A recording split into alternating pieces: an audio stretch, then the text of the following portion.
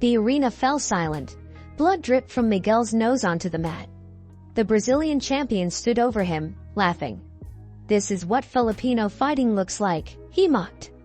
But what happened in the next 3 minutes would shock the entire world. This is a story about pride, pain, and a promise that changed everything. Before we continue, I want to know, where are you watching from right now? Comment your country or city below. I love hearing from all of you. And if this story touches your heart, please give this video a thumbs up. Hit that like button. It really helps this channel grow and allows us to bring you more inspiring stories like this one. Your support means everything. Now, let's go back to where it all started. Character introduction. 130 to 1500. Miguel Santos was born in a small barangay in Batangas. His family had nothing. His father worked as a jeepney driver. His mother sold kakanin by the roadside. They lived in a house made of bamboo and rusty tin sheets. When it rained, water leaked through the roof. They would place buckets everywhere just to catch the drops. Miguel had 2 younger sisters. He promised them that one day he would give them a better life. "Kuya, totoo ba? Magiging mayaman tayo?" his youngest sister would ask. "Oo," Miguel would say with a smile. "Tutulungan ko kayong mag-aral. Magkakaroon kayo ng sariling kwarto. Walang ulan sa loob." But deep inside, he didn't know how. They barely had money for food. Sometimes they would eat only rice with salt. His parents would pretend they weren't hungry so Miguel and his sisters could eat more. That kind of sacrifice, Miguel never forgot it. One day when Miguel was 14, he saw something on TV. A mixed martial arts fight. A Filipino fighter was competing internationally. Miguel's eyes widened. The fighter moved like lightning, strong, brave, unstoppable. "Yan," Miguel whispered. "Yan ang paraan." From that moment, Miguel dreamed of becoming a fighter, not for fame, not for glory, but to lift his family out of poverty. The next day, Miguel walked for 2 hours to reach a small gym in the next town. It was old. The equipment was broken. The mats smelled like sweat and rust. But to Miguel, it looked like hope. The coach's name was Mang Romy. He was a former Filipino martial artist who once competed in arnis and panantukan. "Gusto mo matuto?" Mang Romy asked. "Opo," Miguel answered. "Pero wala po akong pambayad." Mang Romy studied him for a moment. Then he smiled. "Kung seryoso ka, hindi kailangan ng bayad. Kailangan lang ng sipag." Miguel trained every single day, before school, after school, even on Sundays. He learned arnis, the deadly stick fighting of the Philippines. He learned panantukan, Filipino dirty boxing. He learned sikaran, devastating kicks. And he learned dumog, Filipino grappling. Mang Romy taught him that Filipino martial arts were not just about strength. They were about intelligence, strategy, timing. "Ang laban hindi laging sa malakas," Mang Romy would say. "Ang laban ay sa matalino." Miguel absorbed everything like a sponge. Years passed. Miguel became stronger, faster, sharper. By the time he was 22, he had won several local competitions, but local wins didn't pay the bills. His father's jeepney broke down. They couldn't afford to fix it. His mother got sick. The hospital bills piled up. Miguel felt helpless. One night, his youngest sister came to him crying. "Kuya, wala na akong pambayad sa tuition. Hindi na raw ako pwedeng pumasok." Miguel's heart shattered. He held her tight. "Huwag kang mag-alala," he said. "Hahanapin ko ang paraan." That night, Miguel made a decision. He would join an international fighting tournament. The prize money was huge, enough to change their lives. But the competition was brutal. Fighters from Brazil, Russia, America, Thailand, the best in the world. Miguel knew the risk, but he had no choice. Rising conflict, 1500 to 3500, Miguel's first fight was in Manila. A qualifying match for the international tournament, he won by knockout in the second round. The crowd went wild. "Miguel! Miguel! Miguel!" For the first time, Miguel felt like he was on the right path. But the real test was yet to come. 2 months later, Miguel flew to São Paulo, Brazil. It was his first time on a plane, his first time leaving the Philippines. Everything felt overwhelming. The city was massive, the lights, the buildings, the noise. But Miguel didn't come here to sightsee. He came here to fight. The tournament had 64 fighters. Only one would win. Miguel's first opponent was a Muay Thai champion from Thailand. It was a tough fight, but Miguel used his panantukan, fast, sharp punches combined with elbows. He won by decision. His second fight was against a wrestler from Dagestan. The man tried to take Miguel down, but Miguel used dumog, the Filipino grappling style. He reversed the position and submitted him. 2 wins. People started noticing. Who is this Filipino kid? He fights different, smart, dangerous. But not everyone was impressed, especially not Ricardo the Anaconda Silva. Ricardo was the biggest star in the tournament, a Brazilian Jiu Jitsu black belt, undefeated in 12 fights. He was cocky, arrogant, loud. During a press conference, a reporter asked Ricardo about Miguel. "What do you think about the Filipino fighter?" Ricardo laughed. "Filipino fighting?" he said mockingly. "What is that? Stick dancing? Folk dancing?" The room laughed with him. Miguel was sitting in the back, his jaw tightened. Ricardo continued. "Brazil has Jiu Jitsu. Thailand has Muay Thai. Russia has Sambo. But the Philippines?" He shrugged. "They have nothing. Just poor people pretending to be fighters." The words stabbed Miguel in the chest. He wanted to stand up, to shout, to defend his country. But he stayed silent. He clenched his fists under the table. Mang Romy once told him, "Ang tunay na lakas ay hindi sa bibig. Nasa kamao, nasa puso." Miguel would let his fists do the talking. That night, Miguel called home. His mother answered, "Anak, kumusta ka na?" "Okay lang po, ma," Miguel said softly. "Nananalo naman po ako." "Mag-ingat ka ha, huwag mong isipin kami. Isipin mo sarili mo." But how could he not think about them? Everything he did was for them. "Ma, mahal ko kayo," Miguel said. "Mahal ka rin namin, anak." Miguel hung up. He stared at the ceiling of his cheap hotel room. Tomorrow, he would fight again. And he couldn't afford to lose. The next few fights were brutal. Miguel faced a kickboxer from the Netherlands. The man was tall, long reach, heavy kicks. But Miguel was faster. He slipped punches, countered with elbows, used angles. He won by TKO in the 3rd round. Now Miguel was in the semifinals. Only 3 fighters remained, Miguel, Ricardo, and a heavyweight from Poland. The semifinal matchups were announced. Miguel would fight the Polish heavyweight. And if he won, he would face Ricardo in the finals. The Polish fighter was a monster, 230 pounds of pure muscle. Miguel weighed only 170. Everyone said Miguel had no chance, but Miguel had fought bigger men before. Size didn't scare him. The fight began. The Polish fighter came in like a bulldozer, heavy punches, brutal kicks. Miguel dodged, moved, circled. He didn't try to trade power. He used speed, precision. In the 2nd round, Miguel saw an opening. The Polish fighter threw a wild hook. Miguel ducked under it and landed a perfect liver shot. The big man crumpled. The referee stopped the fight.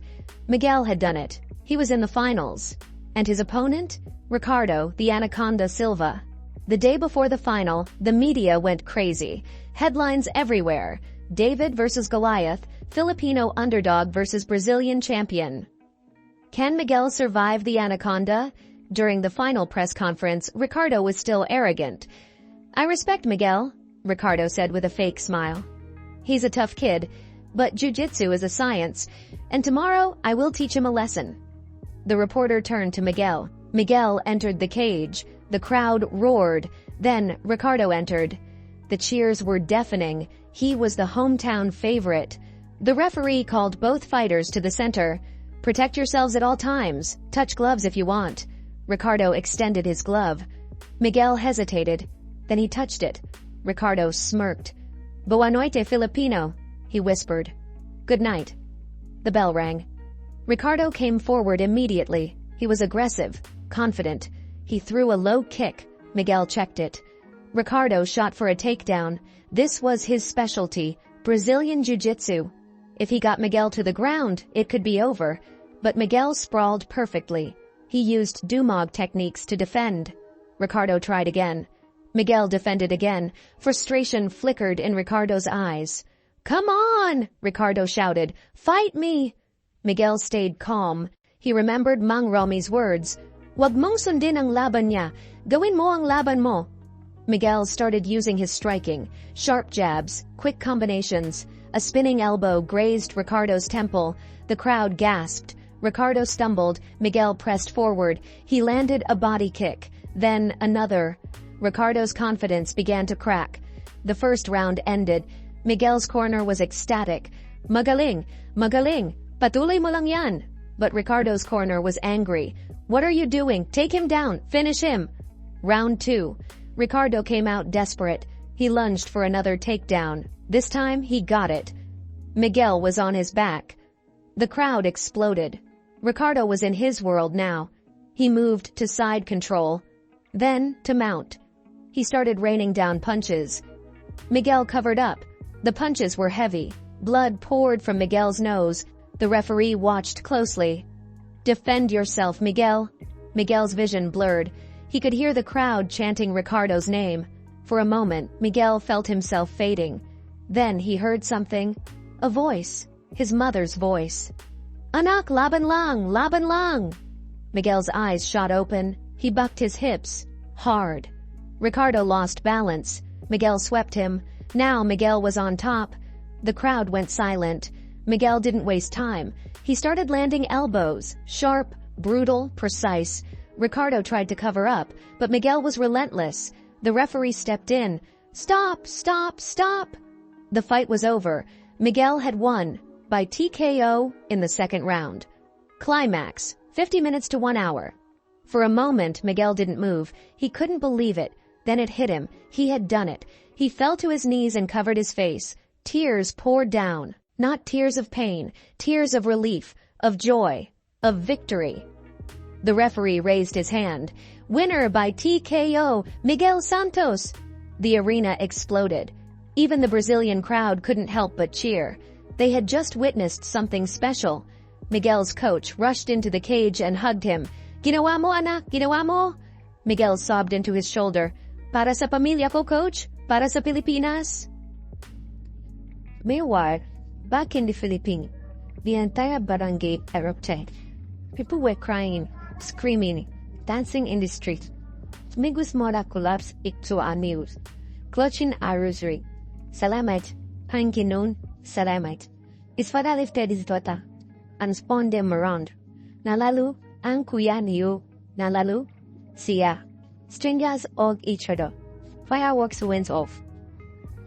It was like the whole country had won.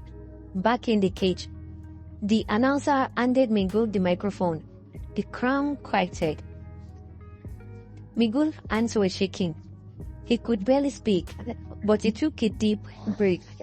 "This win," he began, his voice breaking. "This win is not mine." The crowd leaned in. "This is for my family, my parents who sacrificed everything, my sister who believed in me." His voice grew stronger. "This is for my coach, Mang Rumi, who trained me when I had nothing to give." He paused.